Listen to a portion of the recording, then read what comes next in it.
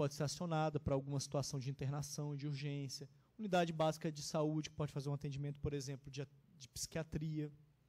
Né? Unidade de acolhimento, para aqueles que não têm onde ficar. Enfermarias especializadas nos hospitais gerais, ali em cima, no canto direito, né? Que são esses leitos pactuados para atendimento e desintoxicação. Né? Então, existe toda uma rede de atendimento ao usuário de drogas, né? E à família também. Né? Quando, no centro de atenção psicossocial, o atendimento psicológico é ao dependente químico e à família, em razão da codependência, né? O que chamo codependência dos familiares. Você pode passar, por favor? Tá, só terminar aqui.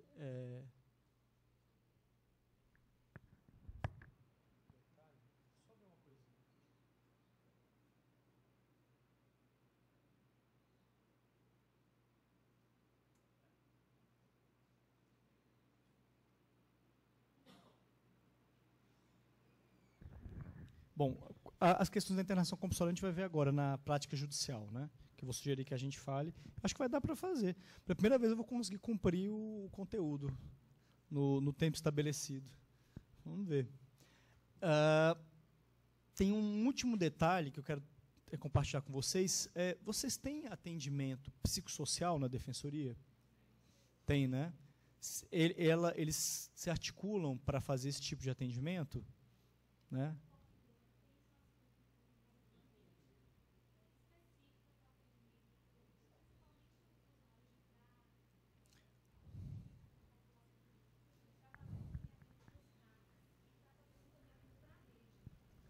Pop Rua. Mas vocês têm servidores da defensoria que se articulam com Pop Rua?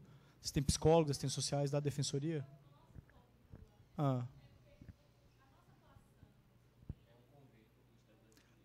Entendi. Você tem um Pop Rua dentro da defensoria. Vocês são espertos. Olha aí. Mas não são servidores da defensoria, são de convênio do Ministério da Justiça.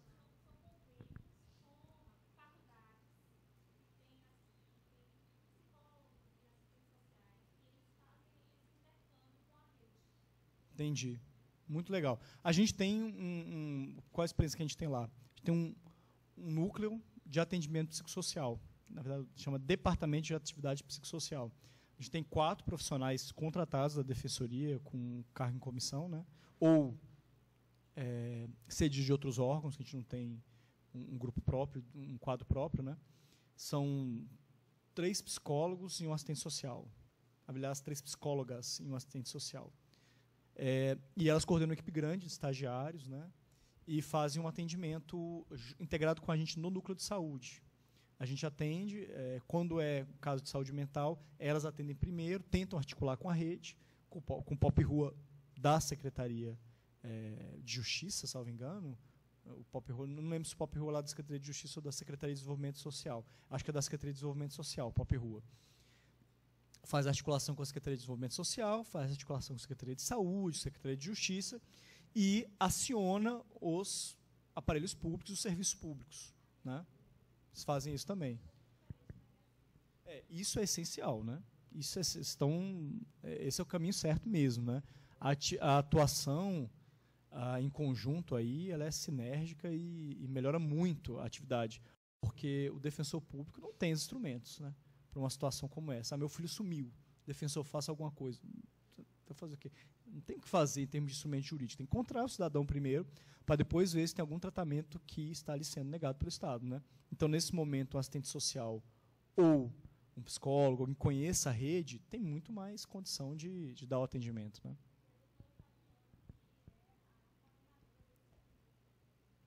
Entendi. Foi sobre isso. Que legal. Que pena não estar aqui. Bom, mas aí, vocês já sabem, não estão precisando de conhecer nenhuma experiência nesse sentido. Né? Oi.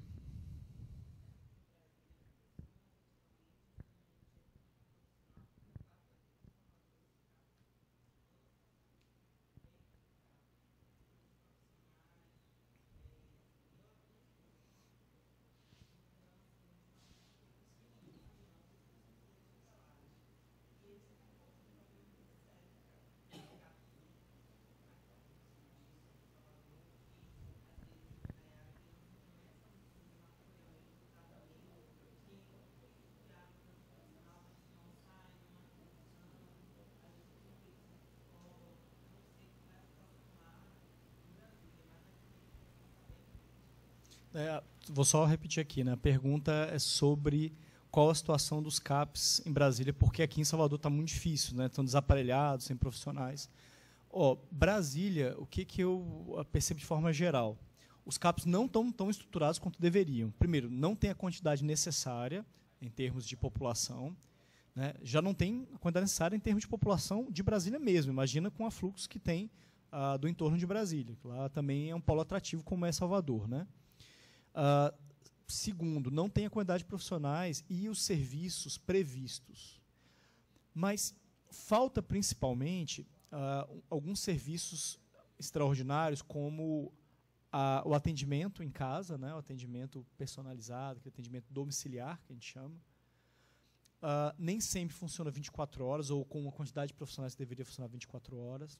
Nem sempre tem um acolhimento noturno, que a gente falou ali, na cidade do CAPS 3 tem um acolhimento noturno. Então, assim, a porta está sempre aberta, né, para quem quer ir. E quase sempre quem vai é acolhido com qualidade. Consegue um plano, aquele plano singular, aquele plano para ele, terapêutico, que leva em conta a situação dele.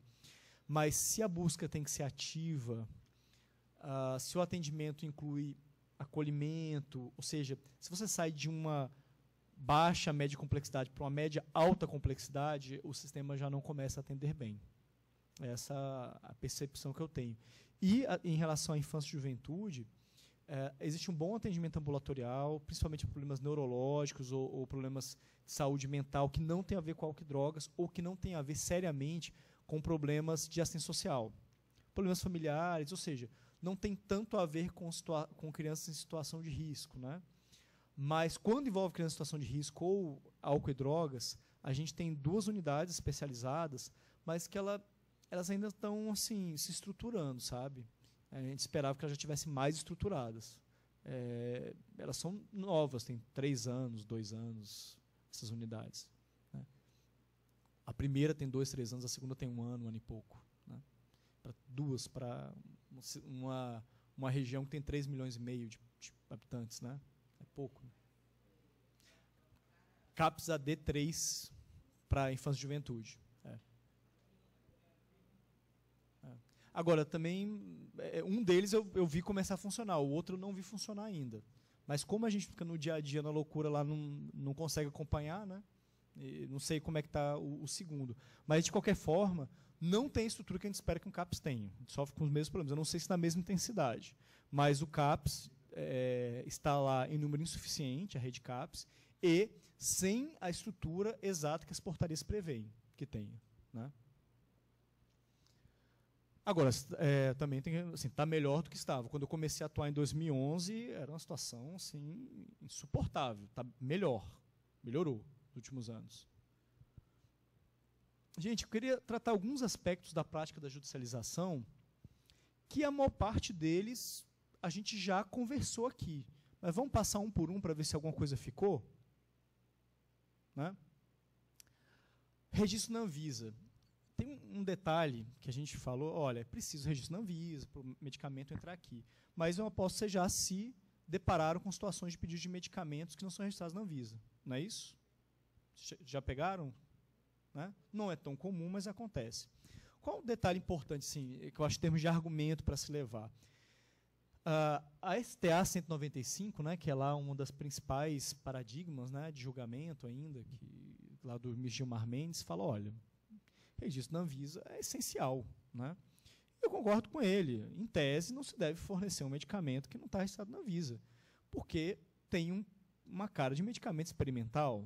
A gente não pode arriscar a saúde e a segurança do paciente e tampouco obrigar o poder público a investir, às vezes, recursos, né, vultosos em algo que não tem comprovação científica, né? Tá.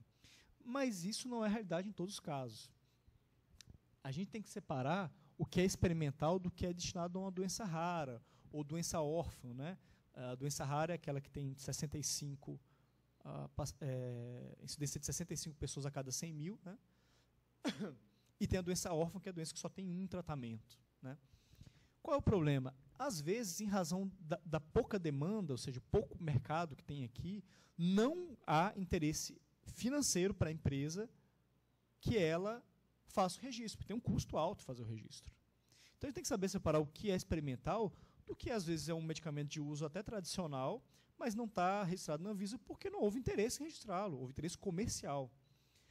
Aí pode falar assim, mas existe formas das pessoas importarem para elas, como eu coloquei. Existe, só que tem gente que não adianta você só falar para ela que existe uma forma de importar. O Estado tem que pagar, ela não tem condição de pagar por esse medicamento, né? Então, isso é um detalhe que, caso seja enfrentado numa situação, né, é importante isso estar numa petição, para mostrar para o juiz, olha, não está registrado na Anvisa, não é porque é experimental, é porque não é um interesse comercial.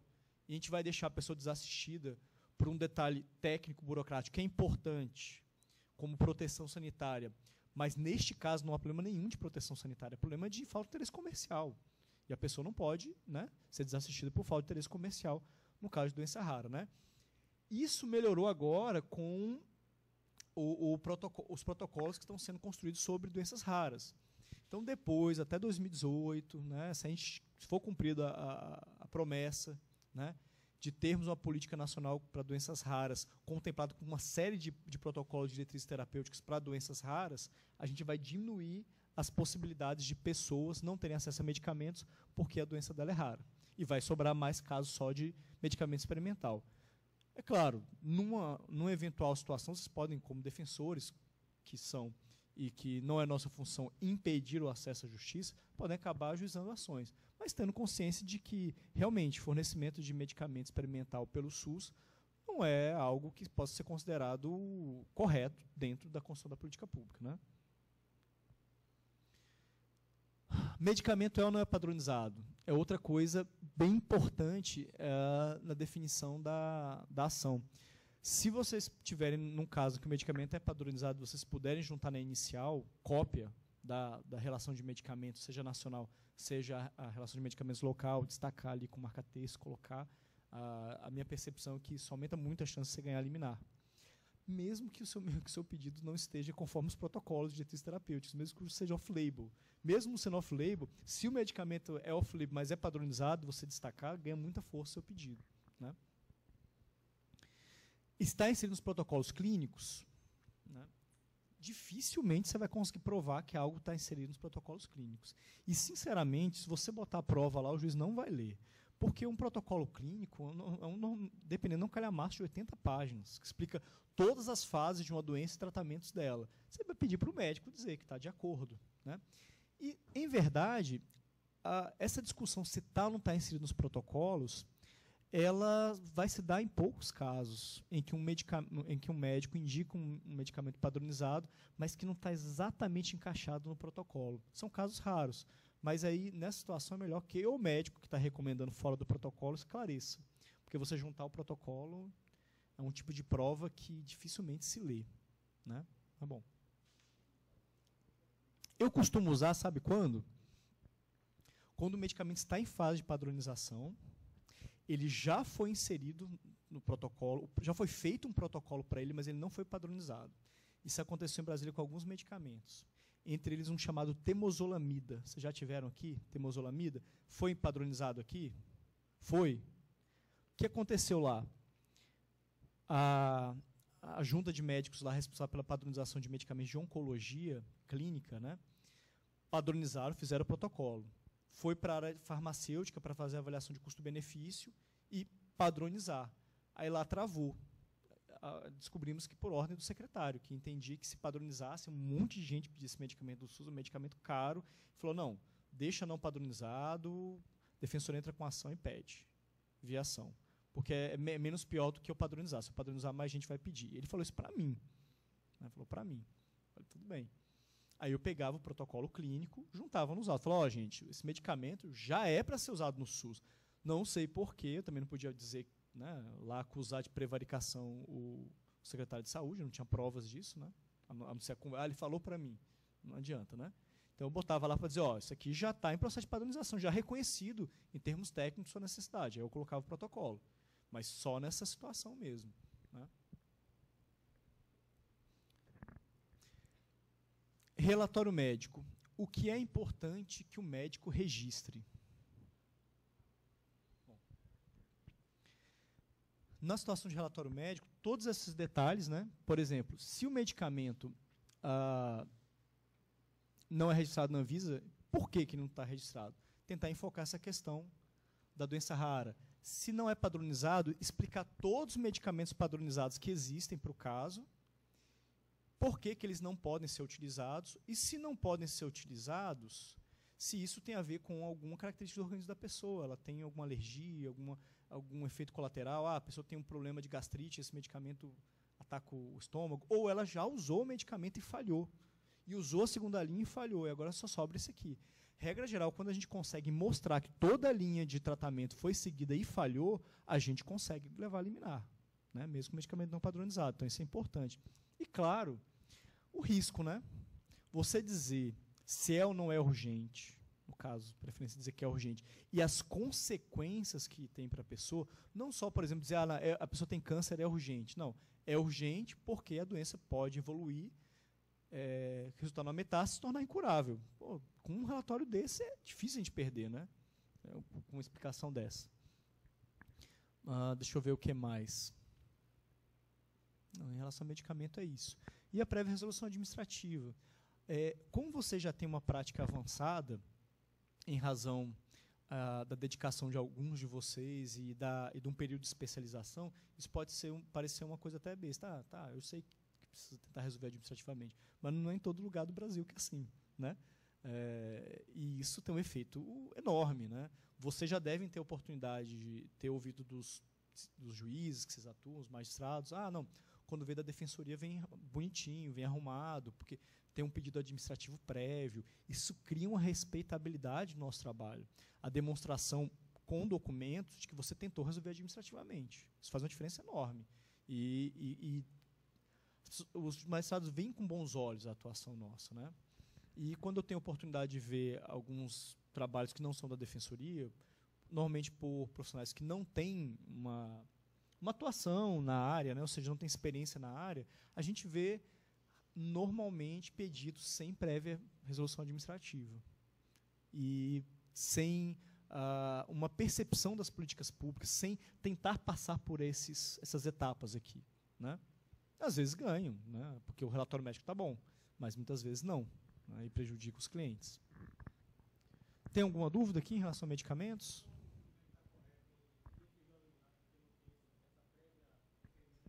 Se está correto? Não, eu acho que ele está, assim, depende, qual é o argumento dele. Uma coisa é ele falar o seguinte. Olha, é difícil argumentar nesse sentido. Depende. Se você entrar com ação e não narrar que ele tentou obter e não conseguiu, narrar nada. Só entrar assim, o paciente tem câncer, precisa de trastuzumab e vem pedir que o juiz mande fornecer. Acho que, realmente, o juiz pode argumentar nesse sentido. Tem razão. Você tem que explicar para ele essa condição da ação, que é a necessidade dessa demanda, a necessidade de acesso à justiça, né? Mas raramente a gente faz isso, né? Muito difícil uma condição como essa. No mínimo, você vai dizer que a pessoa, narrar que a pessoa tentou e não conseguiu, né? Se narrar, na minha modesta opinião,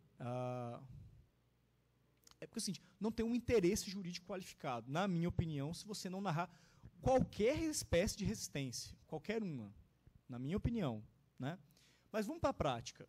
Na prática, você vai narrar alguma resistência, alguma dificuldade. Foi e disseram que não tinha. Foi e falaram que é isso, né? Alguma narração você vai dar. A partir de uma narrativa de que há uma dificuldade, me parece que você não pode considerar a prévia resolução administrativa como condição de procedibilidade. Aí pronto, exato. Como uma questão de prova. Eu acho que isso forma verossimilhança, isso forma também, dependendo da situação e do tempo de espera, isso vai formar também o perigo, né? Do dano irreparável, difícil reparação, né? Porque você mostra que tem um pedido há 30 dias, já mostra que aquela situação que está narrada, há 30 dias já é, pelo menos há 30 dias já é de ciência do ente, e o ente não fez nada, ou seja, esse quadro deve ter piorado, né? Então tem aí um quê também.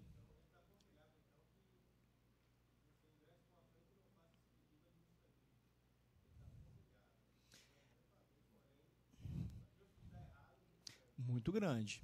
E vamos trabalhar com outra coisa aqui também, que para quem conhece prática judicial, trabalha com isso, faz todo sentido, que é o bom senso. Né? Se coloque no lugar do magistrado e pegue uma ação em que a defensoria fez o ofício, não teve resposta, fez outro ofício, veio a resposta evasiva. Eu, como magistrado, assim como eu fazia quando eu era assessor de juiz, né, fazia as minutas, eu tinha uma tendência muito maior a sugerir a concessão. E eu teria uma tendência muito maior a conceder a liminar se o magistrado fosse. Né? E isso também você vai observar no caso de relatório médico de profissional do SUS. Você passa para mim, por gentileza? Tá aqui.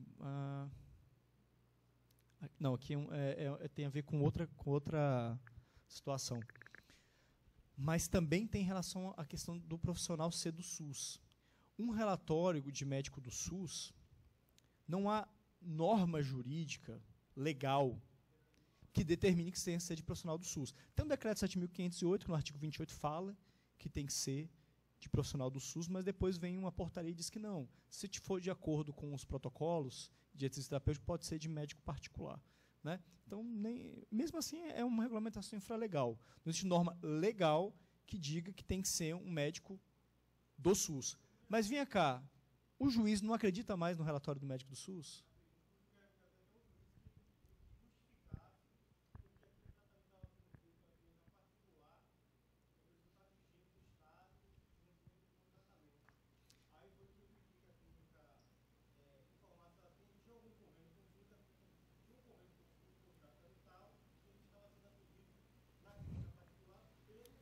Pronto. É uma questão assim, de lógica. O que o juiz vai olhar? Vai assim, poxa, tem um medicamento aqui, medicamento não padronizado, mas quem está me pedindo é um médico do SUS. O próprio médico do SUS veio aqui e me justificou que não existe outro tratamento, que já fez tratamentos padronizados e só existe esse. O que eu vou fazer? Vou negar ao paciente fornecimento pelo SUS de um tratamento que o próprio SUS está prescrevendo? Não, veja. Não, você não precisa justificar com base em portaria. Assim, se alguém alegar, não, mas o decreto 7.508, no artigo 28, diz que não pode. Tem uma portaria, uma resolução, não sei, do Ministério da Saúde. Está nesse livrinho, viu? Esse livrinho azulzinho que está com o Paulo aqui, tem um número, que excepciona. E fala, não, pode ser médico da rede privada, desde que obedeça os protocolos. Mas raramente você vai entrar numa discussão dessa, infralegal, numa discussão judicial. Eu nunca vi descer essas minúcias, tá? Nunca vi descer essas minúcias. Mas o que eu vejo em profusão é a clara confiança que o magistrado demonstra em face de um relatório do médico do SUS e a clara desconfiança que ele mostra em face de relatórios de médicos privados.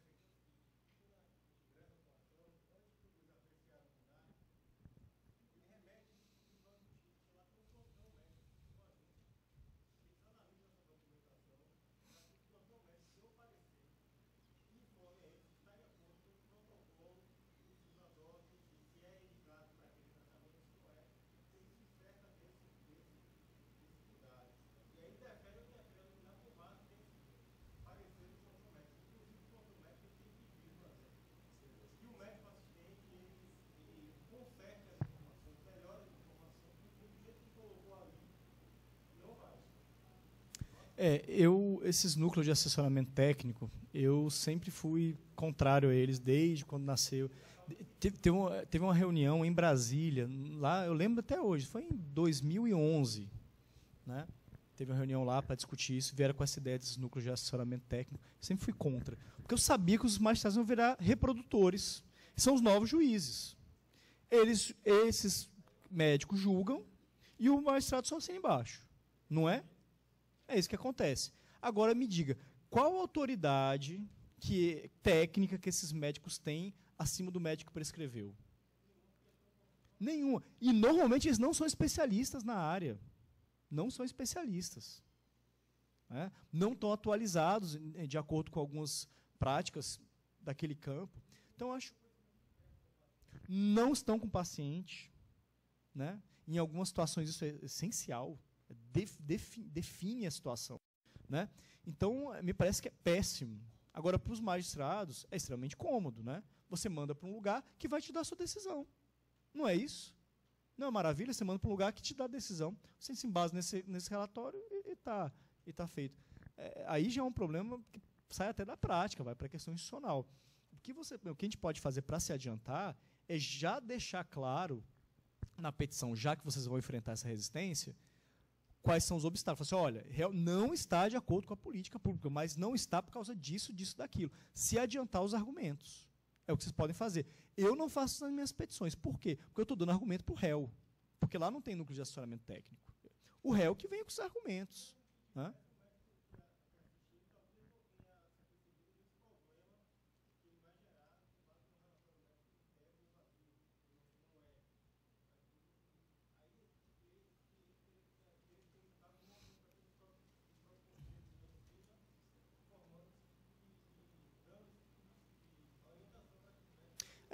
Se vocês entenderem que essa atuação desse núcleo de assistência técnica está gerando um problema sério de contraposição de prescrições, pode até fazer uma reclamação ao Conselho Regional de Medicina.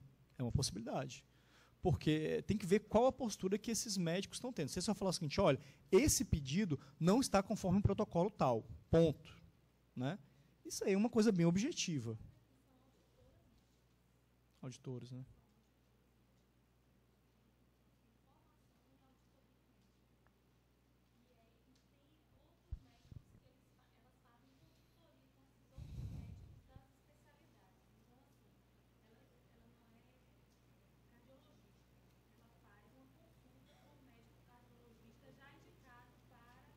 E todos são do Estado ou são contratados pelo tribunal? Do Estado, né? Tem esse detalhe também. Ah, são do TJ.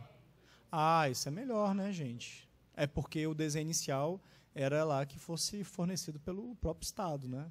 Pelo próprio Secretaria Estadual de Saúde. Ah, menos mal. Então tem um mínimo de isenção aí. Mas ainda assim, gente, assim, não nestes casos, mas eu teve em Brasília uma experiência um pouco ruim de profissionais médicos que se acercam dos agentes políticos, né, da área de justiça, dos juízes, dos promotores, dos defensores, quer que seja, e por seu conhecimento técnico criam uma ascendência técnica em cima e começam a direcionar o órgão jurisdicional. E, assim, eu não sei até onde faz sentido você ter duas médicas, por exemplo, dois médicos, que vão dar parecer sobre todos os casos. E se isso começar a vincular a decisão do juiz, você vai ter duas médicas decidindo sobre a judização da saúde no Estado. Sabe? Isso é... não sei até quando as benesses disso compensam as consequências negativas. Veja, não estou vivenciando a experiência, nunca vi o trabalho delas, não tenho como dizer. Eu coloco que eu sempre fui contra, desde o início, a esse núcleo de assessoramento técnico. Agora, eu entendo e compreendo que os magistrados queiram essa informação, porque é excelente. É que nem parecer psicossocial em vara da infância e juventude. Você não sabe para quem você vai dar guarda, que você espera o parecer e coloca lá o que vem no parecer, não é isso? A melhor coisa que tem no mundo, né? Você não precisa estudar o tema e tal. E tem alguns casos, por mais que você estude o tema, você não vai ter como ter uma posição sobre isso. Né? Não tem como. Então, é algo bem complexo. Né? Agora, eu tenho muita preocupação em relação a isso. Trouxe um caso aqui. Ó. Muito embora sejam genótipos diferentes de hepatite, haja dúvida quanto à sua eficácia, a solução deve ser pró-cidadão, há de superar quaisquer barreiras legais. Isso aqui é um paradigma, gente, ó, um julgamento do ministro Fux, que é um paradigma que está sendo abandonado. Né? Mas ainda a gente vê muito isso no STJ, de, ó, dependendo das provas, na dúvida, pró-cidadão. A gente está tendo cada vez mais se cercar de boas provas para mostrar que, sim, a opinião do nosso assistido é a melhor opinião médica. Né? Mas, assim, ainda tem alguns resquícios dessa jurisprudência aqui, que esse caminho jurisprudencial que está sendo pouco a pouco abandonado. Pode ir. Eu transcrevi aqui, tá, gente? Eu vou passar à frente. Eu transcrevi a principal parte do STA 175, que é o julgamento lá que o ministro Gilmar Mendes ele traz um pensamento singelo, que é o seguinte: olha, muito complicado esse negócio de fornecer medicamento que não está registrado na Anvisa. Agora, se não está padronizado, tem que pensar o seguinte: não está padronizado por quê? É uma omissão? O Estado não avaliou? Então, calma aí, vamos ver se há uma justificativa boa para ser fornecido. Calma aí, o Estado avaliou e não quis fornecer. Opa, a princípio nós temos que atender essa decisão de não fornecer. O Estado tem um tratamento alternativo. Aliás, existe já um tratamento para esse tipo de problema, você está pedindo outro. Calma aí, você não vai receber isso. A não ser que você me explique muito bem porque você não pode usar esse tratamento do Estado e precisa do outro. Me dê um bom motivo.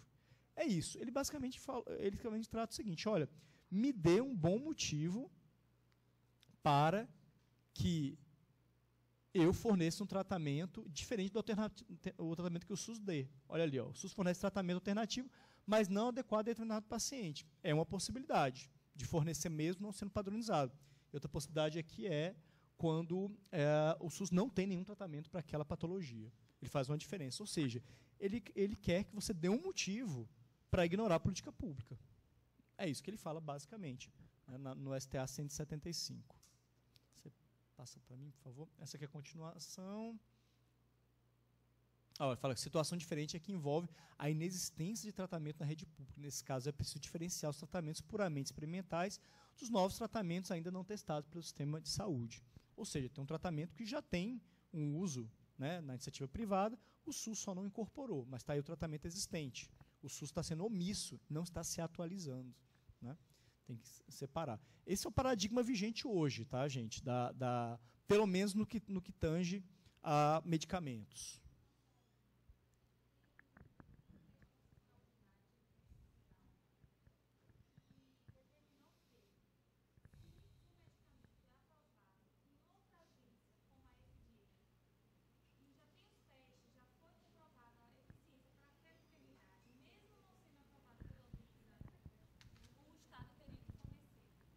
Esse julgamento com repercussão geral. Você tem o número? É? Então.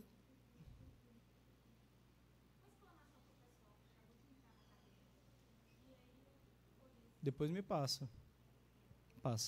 O que Paula está dizendo é que tem um julgamento com repercussão geral que diz que pode ser utilizado como prova a aprovação em outra agência que não a agência Anvisa, como a FDA. Né? A FDA norte-americana. Você pode passar, por favor?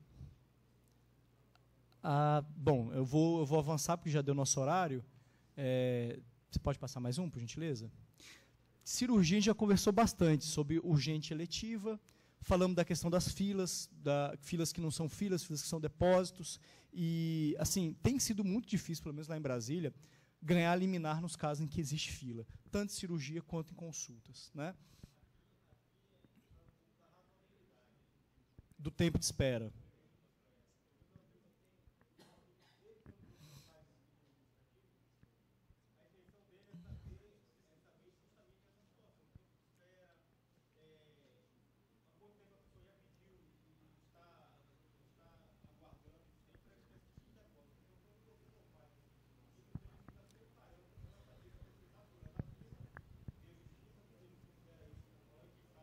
Sim. Tanto em cirurgia quanto em consulta, o pedido administrativo é mais essencial ainda, principalmente quando se trata de algo eletivo. Se for cirurgia urgente, está escrito lá risco de morte, risco de perder um membro, aí tranquilo. O relatório, ele em si já é quase um liminar, né? Só falta o juiz assinar embaixo. Mas, em outros casos, tem que explicar para o juiz mesmo que você quer a intervenção dele, né? O que eu comecei a fazer, em alguns casos, na verdade, em todos os casos, argumentar a questão da eficiência, que é um princípio, e que, na falta de um parâmetro claro no SUS, que só existe para câncer, né, o prazo do atendimento inicial de câncer, nos outros casos não tem parâmetro. Né? Eu uso essa resolução da ANS como parâmetro. Falo, olha, para essa resolução da ANS, o prazo máximo é de 21 dias. para procedimento eletivo. Tá, a gente tem um parâmetro de eficiência na iniciativa privada, que é 21 dias. Qual é o parâmetro de eficiência no SUS? É 21 meses? É 21 meses? Se for, né, eu tenho gente com caso de 2 anos esperando. Mas 21 meses é digno de esperar 21 meses? Começa uma discussão. Não tem parâmetros, vai ter que discutir com base no princípio da eficiência, né?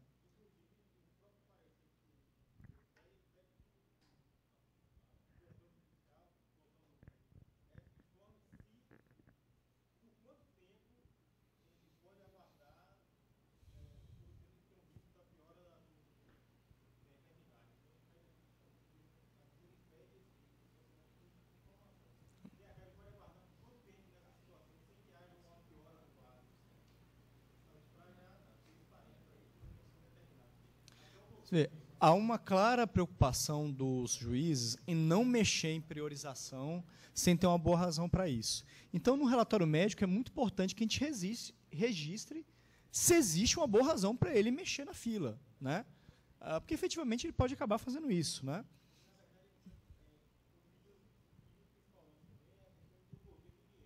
Sim. Que, na verdade, pedir o bloqueio de verbas para fazer na iniciativa privada é a decisão mais justa, né? Porque você não passa a pessoa à frente, você tira ela da fila, né? Porque passar à frente, você está prejudicando o terceiro, que não faz parte da lide, né? Inclusive. Tecnicamente equivocado. Né? Exatamente. Então, tem um argumento de eficiência, você tem um argumento de que você pode usar em comparação a essa resolução da ANS para falar de um critério de eficiência. Isso vai te servir muito para os casos que você não vai conseguir nenhum relatório que te diga que é urgente. Caso realmente letivo. Artroplastia de quadril. Cirurgia de joelho. Você quer falar o número do processo? Fala aqui.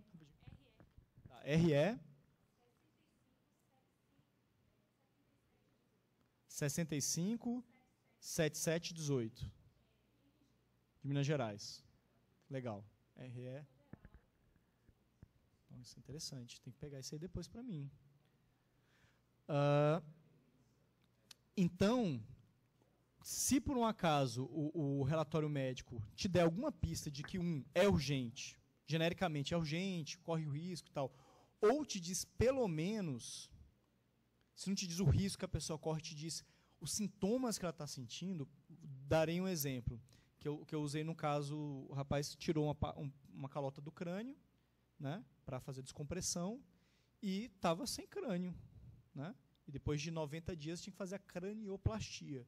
É o argumento que eu usei, olha, realmente, ele não corre risco imediato, mas ele está com o cérebro exposto. Se cair uma manga na cabeça dele, ele morre. Caiu um pé de manga em cima da cabeça dele, ele morre. Sem falar do dano estético, tal, ele tem vergonha de sair na rua e tal. Né? É um risco iminente? A pessoa vai ter que ser obrigada, não pode praticar esporte, para fazer nada, fica em casa, escondido. Se cair um vaso, se ele escorregar e bater a cabeça, morre. E aí, é urgente ou não é? Sabe? Ou a pessoa, tudo bem, não vai morrer, mas não está caminhando. O que você acha, juiz, de não caminhar há 6 meses esperando a cirurgia? Né? Então, também destacar as consequências negativas para a vida da pessoa, dar cores ao caso da pessoa é interessante. E se for possível você tirar uma foto, quando o problema, por exemplo, a pessoa está com uma perna inchada, alguma coisa assim, você tirar uma foto, porque assim, aquilo ali para o juiz é um papel, né? Quando você tira uma foto, mostra o problema, mostra a ferida aberta, alguma coisa assim. Pessoa, vê que é um ser humano ali, né? Que está sofrendo, né? Deixa de ser uma estatística, né?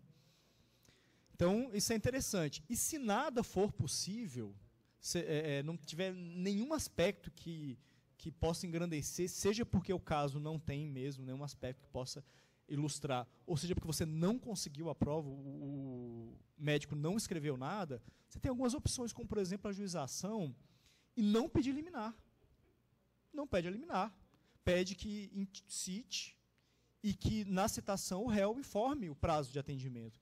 Aí, se ele não apresentar, fala assim, ó, há uma tentativa de não cumprimento do direito, aqui um embaraço ao direito dele, peço, então, agora, para antecipação de tutela ser dada, agora que está claro que não há previsão nenhuma de atendimento do réu, ou de atendimento do autor pelo réu.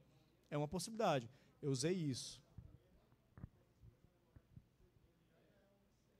Exatamente, pedir lá no meio do processo. Né? É uma possibilidade, para não tomar um indeferimento de cara. né? Evitar. Aí, daqui 3, você joga, ó, está aqui, tá? Aí depois, o que tal você dar uma olhada, né?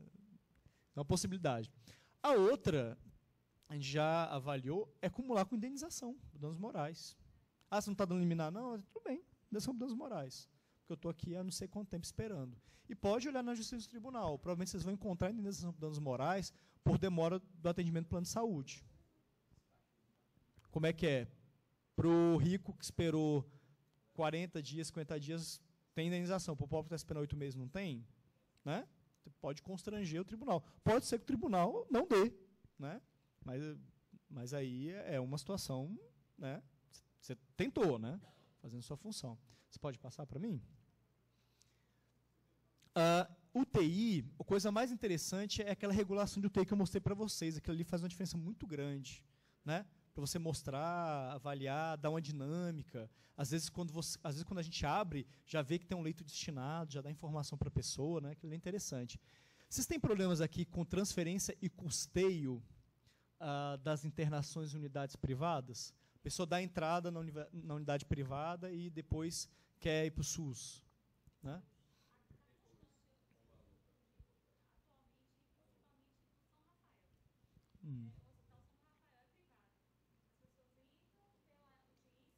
Sim.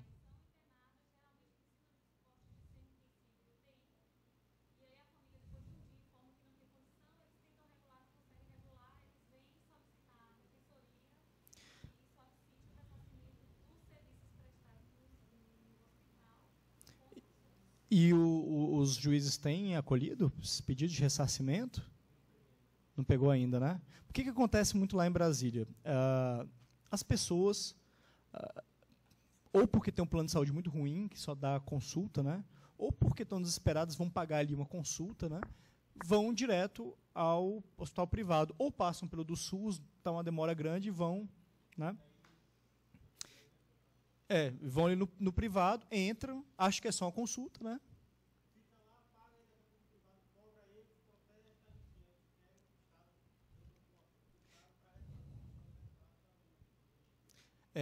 Esse tipo de ação, fiz uma conta lá no hospital privado, agora querem me cobrar, eu vou cobrar do SUS. Isso lá em Brasília a gente não ganha de jeito nenhum. Agora,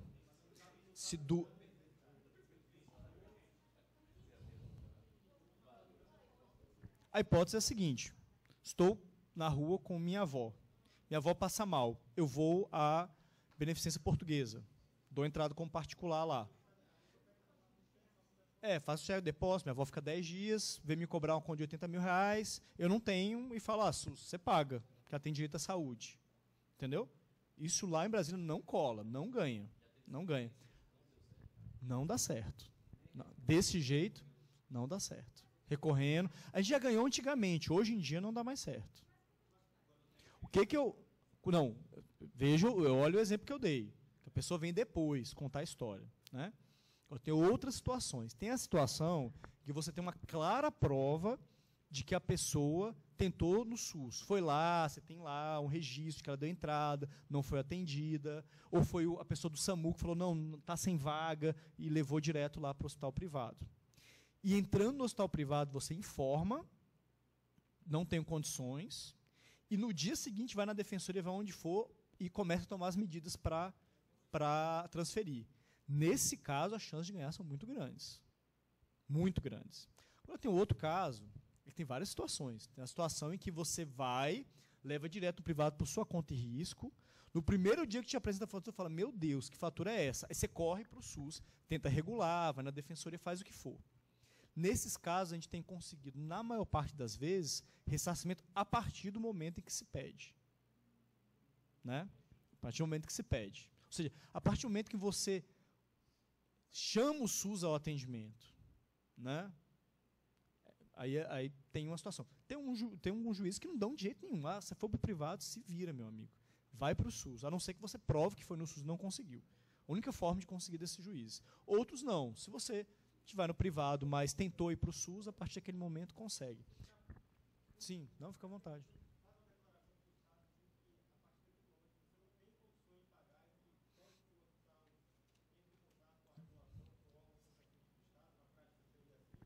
Seria. Agora tem uma coisa, o que, que nós fazemos? Primeiro, existe lá no DF, não sei como é que é aqui, um procedimento de inclusão do paciente na regulação. Quando ele está na UTI privada, a UTI privada, o hospital UTI privado, manda um fax para a central de regulação, informando que tem um paciente lá que quer ir para o SUS. Eles visitam num prazo de normalmente 48 horas, mas é de até 72, esse paciente. Se ele precisar mesmo de UTI, ele é incluído na lista de regulação e a partir daí começa a disputar as vagas. Com prioridade 3, prioridade baixa. Né? Beleza. Mas o que, que a gente faz? Além de dar toda a diretriz para que isso aconteça, essa inclusão do paciente que está no particular, ele entrar na regulação do SUS, o que a gente faz também? A gente manda um ofício para a central de regulação diretamente pedindo. Para a gente ter uma prova que naquela data a gente instou o SUS. Então, vamos pegar um exemplo. O paciente entrou dia 5 de agosto na UTI do Hospital São Rafael, particular. Dia 7 de agosto ele foi à defensoria. Dia 7 de agosto eu vou fazer um ofício para o São Rafael. Eu não sei como é que funciona aqui dentro de vocês, tá? Estou falando como é que funciona lá. Eu mando o ofício no dia 7 ao São Rafael, que a família leva em mãos para chegar rápido, pedindo que o São Rafael solicite a inclusão na regulação, que lá é o próprio hospital que pede, né? E eu mando um outro ofício via fax para chegar no mesmo dia para a central de regulação, informando que a pessoa quer. Quando a pessoa entra na fila, eu nem entro com ação na hora, porque eu sei que você vai ser deferido a liminar. Liminar não ganha. Liminar não ganha. Você já está em UTI, o juiz dá liminar para entrar, furar a fila, não tem jeito nenhum. Mas eu espero entrar na fila. Aí entrou na fila, está lá na fila de regulação, ok, mandou ofício. Vem cá, tem vaga para ela? Me respondeu, não tem. Eu pego a negativa e entro com a ação. Só que eu entro com a ação pedindo 3 coisas. Aliás, neste caso específico, eu pediria 2. Não, 3. A liminar, pedir a transferência imediata, que vai ser negado em 90% dos casos. Os custos a partir do dia 7. Ou, se assim não entender, um pedido alternativo. Se ele entender que a partir do dia 7 não, só a partir de quando entrou na lista de regulação, digamos que entrou na lista dia 9, eu peço a partir do dia 9. Faço um pedido alternativo. Porque o juiz pode entender também assim, ó, calma aí, meu amigo, não é só porque você me mandou um fax para lá, o Estado tem que começar a pagar. Você põe o Estado para pagar. Não, calma aí, tem um trâmite. Entrou na lista e ele não forneceu, tudo bem, a partir daí tudo bem. Então eu faço pedido alternativo. Né? Peço dia 7 e peço dia 9. Peço de quando foi pedido pela primeira vez a transferência e de quando a pessoa efetivamente entrou na lista. A gente normalmente ganha um ou outro. Né? Mas salva aí, a pessoa ia perder a casa, ela perde metade da casa. Né? Às vezes consegue tudo, né? Dependendo se tiver um bom motivo para isso. Bom, e acompanhamento e descumprimento vocês devem ter as rotinas de vocês, né? A gente normalmente acompanha 1 a 1 as UTIs, dia após dia, né?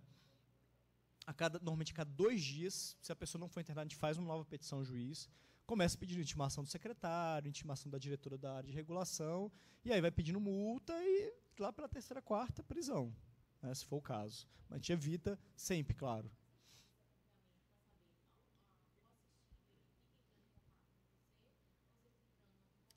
Você viu aquela... toda vez que você viu aquela listinha, toda vez que tem uma liminar, eles põem uma cruzinha preta do lado, que quer dizer mandado judicial. Então a gente fica acompanhando dia a dia as pessoas com cruzinha preta. E aí, um belo dia, é feita uma ficha de cada um belo dia, está lá, sumiu o nome da pessoa da lista. Quer dizer que ela ou foi internada ou faleceu. Aí você liga para a família, procura saber. Se ela foi internada, ótimo. Se a nota foi internada, arquiva. Se faleceu, a nota que faleceu. E aí pede, né, os pêsames para a família, tal, não sei o quê. Eu criei uma rotina mais ou menos assim. A gente treinei um servidor, ele aperfeiçoou a rotina, e tem um servidor que faz isso. Ele faz isso o dia inteiro.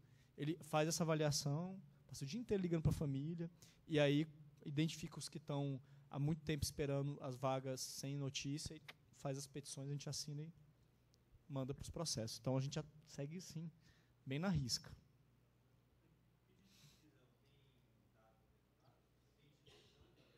Nunca foi preso o secretário de saúde, mas já teve ordem. Eu passei por uma situação bem desagradável, inclusive, uma vez.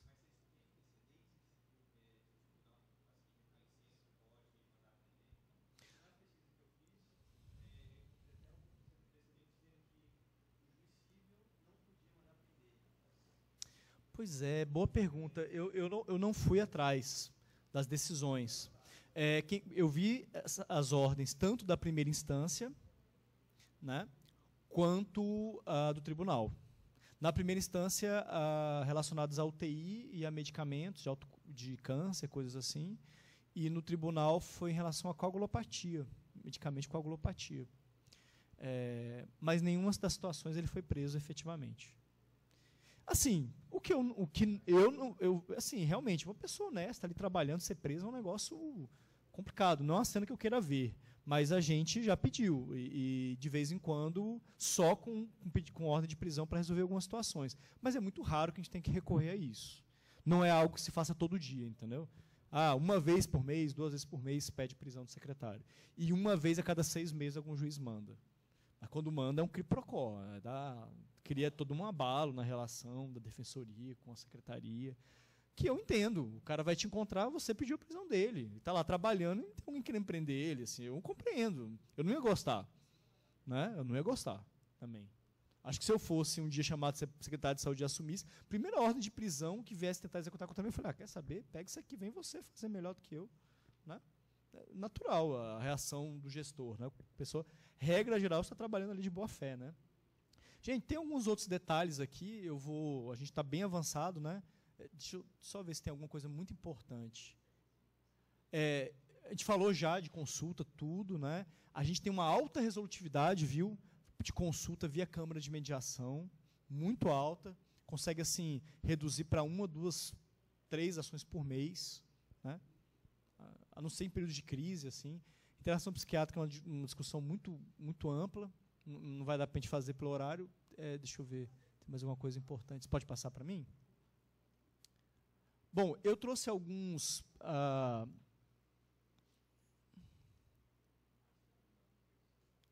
eu trouxe alguns precedentes aqui interessantes sobre internação compulsória. Você pode passar para mim, por favor?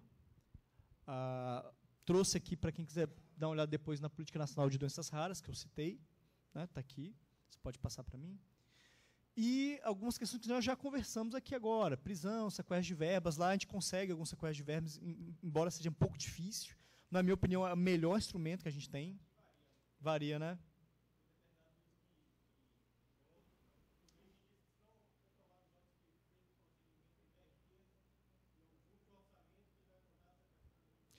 Para mim, se todos juízes fizessem isso, seria ótimo.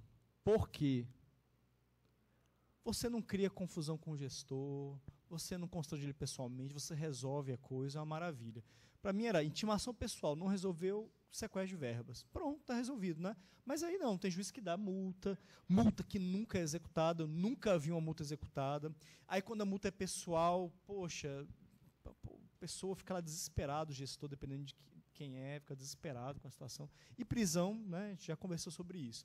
Me parece que a intimação pessoal seguida de sequestro de verbas é a melhor atuação que a gente pode ter. E sensibilizar os juízes para isso. Tem jurisprudência ampla, autorizando o sequestro de verbas. Né? Bom, essas outras questões a gente já discutiu bastante. Em relação à escolha da via processual, eu costumo escolher o rito ordinário, para não ter problemas em relação ao juiz dizer que o mandado de segurança não abre espaço para produção de provas e tudo mais. Mas, é claro, depende da prática judicial de cada lugar. Se o teu juiz aceitar mandado de segurança e estiver funcionando, ótimo. Né? Mas, em tese, não é direito líquido certo em todos os casos. Pode haver uma controvérsia, né? Tem que escolher muito bem. Mas depende muito da prática judicial. Deixa eu ver se tem mais uma coisa. Tá, tem mais alguns arestos aí que vão ao encontro do que eu estou defendendo. Né? Você pode passar? Também, outro julgamento fala do bloqueio de verbas, tem aqui. Esse é o presidente do STJ, sobre o bloqueio de verbas, o melhor presidente que a gente tem. Tem mais um aqui. Pode passar, por favor? Tá. Eu vou só mostrar para vocês uma coisinha, que é o seguinte.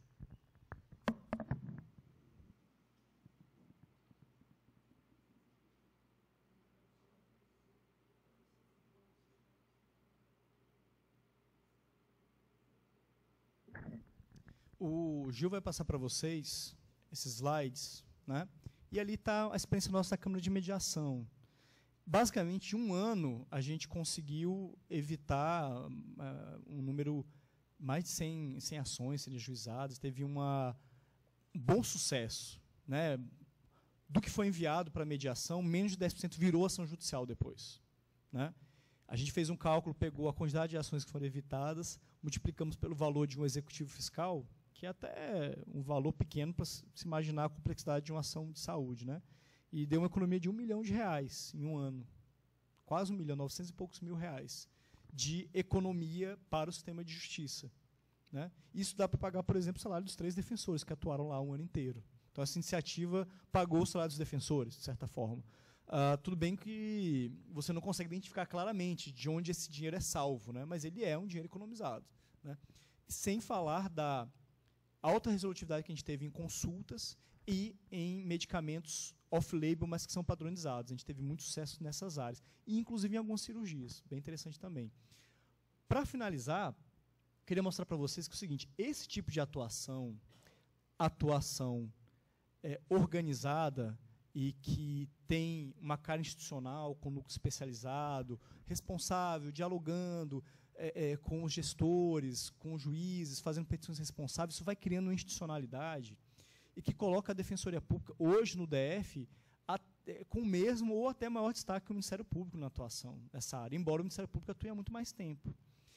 E a gente começa a ser, por exemplo, reconhecido nos espaços institucionais. Hoje, no Comitê Executivo de Saúde, a Defensoria tem a mesma voz que o MP e a Secretaria.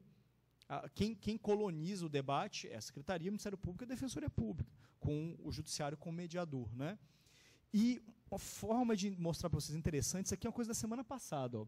Uma audiência que teve dia 6 de agosto na Comissão de Fiscalização da Câmara Legislativa nossa, que é a nossa Assembleia Legislativa, e aí está falando assim, olha, qual era o tema? Juntos pela Saúde, vamos debater com os órgãos de controle a melhoria das prestações dos serviços de saúde no DF. Ok, o Tribunal de Contas do DF, Câmara Legislativa, Defensoria Pública. Olha, ó, entre o Conselho de Saúde e a Câmara Legislativa do DF. Ó.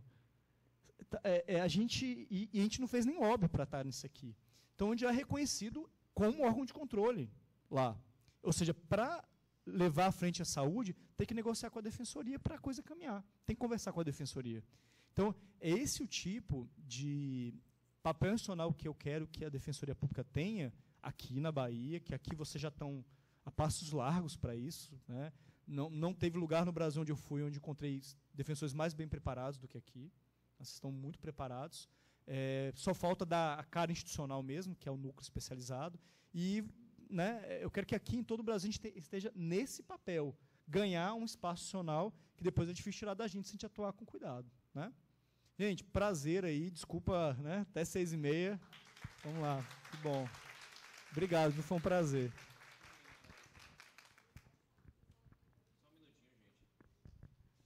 Queria agradecer em nome da especializada Civil de Fazenda Pública. Vou aproveitar também em nome da Escola Superior da Defensoria Pública. O dia de hoje, que foi fantástico. Eu tenho certeza que sensibilizou muitos colegas. Tenho certeza que nós vamos avançar ainda mais. O que eu lhe pedi mais cedo na sua exposição, você cumpriu integralmente. Aliás, você foi além daquilo que eu tinha lhe pedido mais cedo, certo? E aí eu quero registrar o agradecimento da Defensoria Pública da Bahia ao seu dia de hoje. Muito obrigado.